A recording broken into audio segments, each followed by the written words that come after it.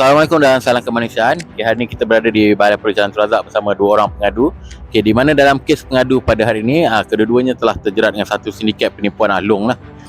Pinjam RM72,460. Yang dah bayar? Yang dah bayar RM103,920. Dah lebih dah bayar sekarang? Yes, dah lebih bayar. So, Tapi berapa sekarang yang minta lagi? dia orang minta lagi RM50,000. Ada apa-apa tak gangguan tu? Dia mula kata nak datang rumah. Okay. Dan ugut untuk supaya bayarlah. Dia start telefon berkali-kali dan WhatsApp anak.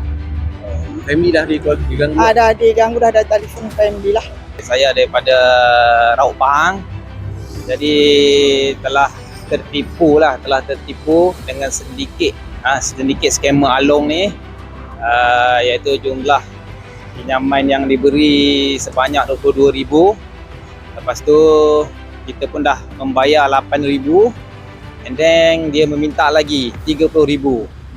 Jadi satu perkara yang tak logik akal lah. Okay. Gangguan ada dah buat atau family? Daripada segi gangguan tu belum ada gangguan sebab saya dah bertindak awal. Jadi ugutan melalui WhatsApp tu dah mulai ada. Ya. Kita berharap agar satu siasatan dapat dilakukan oleh pihak agensi siasatan di mana segala dokumen-dokumen dan bukti akan diserahkan kepada pihak pegawai penyiasat. Dan kita berharap sekiranya terbukti bersalah, kita mohon agar satu tindakan pendakwaan dapat dilakukan oleh pihak agensi siasatan.